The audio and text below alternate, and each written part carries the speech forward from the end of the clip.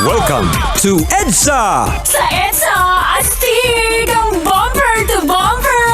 Sa EDSA, the slower, the better. Sa EDSA, Usad Pagong is live! Kaya kung ako ikaw at ikaw sila, mag-EDSA na tayo! EDSA! Kasama mong natatrap. Diego Bandito! Go Diego! Go Diego! Go Diego! EDSA! Eto na naman sa EDSA kahabahan. Now I'm riding on, I'm riding on. Di pa rin nasanay sa aking kailaliman. But I'm riding on, I'll keep riding on. Eto na naman sa EDSA kahabahan. But I'm riding on, I'll keep riding on. Tila lang siksikan pag mupapilang pilitan. But I'm riding on, but I'm riding hard.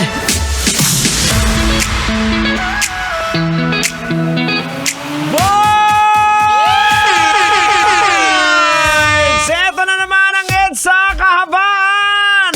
You are riding on and you are riding hard!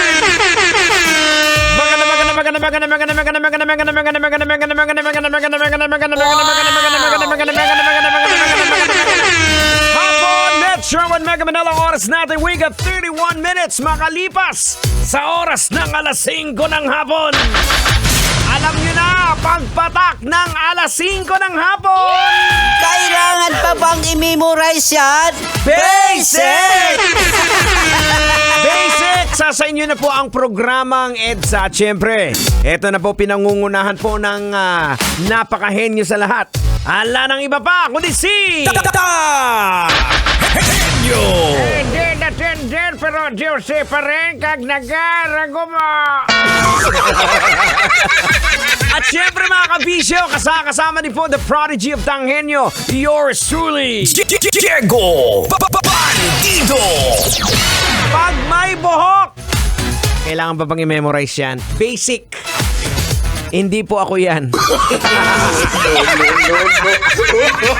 At syempre, ako po, ang biyahe ko po, hindi pa south. Saan ang biyahe ko, Tang? Ay, syempre, saan pa? Doon ay, saan pa?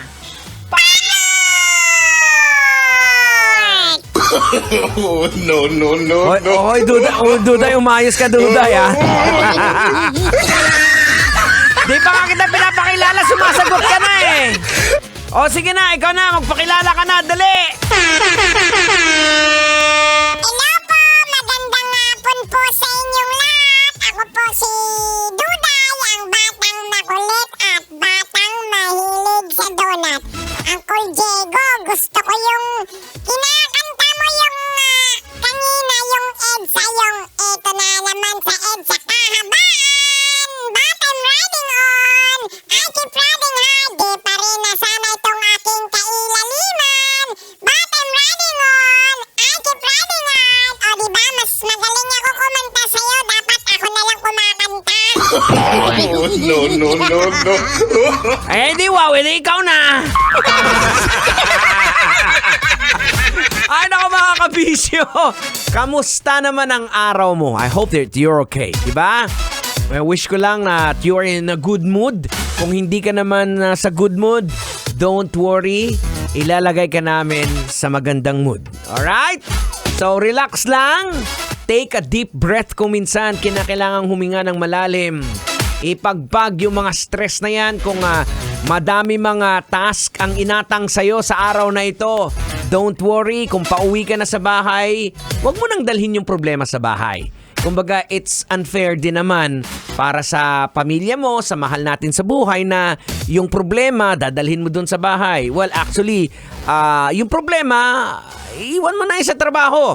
Kumbaga, you must learn how to separate your professional from your personal life, di ba? So, dapat pag-uwi sa bahay, relax, wag masungit. O kung minsan susungitan mo yung misis mo na pinaghandaan ka ng pagkain, pinaghandaan ka kung anong kakainin mo, tapos pagdating mo, masungit na masungit ka. No! It's unfair! Wag ganun, Brad! Wag ganun, boards! Oo, dapat sabihin mo, lambingin mo si misis, sabihin mo, Han, medyo Pagod na pagod ako. Pwede mo ba akong masahiin ng konti? Okay, Han. Akong bahala sa'yo. Han, lapit ka nga dito yan. Han? Han! Han?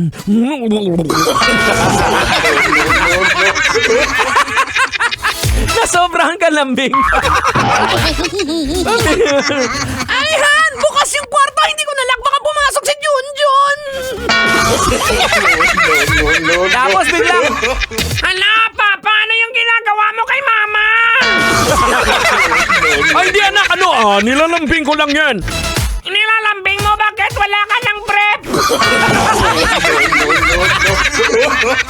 Aragon! Maluoy ka.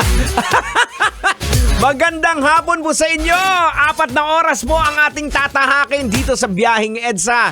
Hanggang alas 9 po tayo ng gabi. So, keep it lucky right here on Metro's number 1.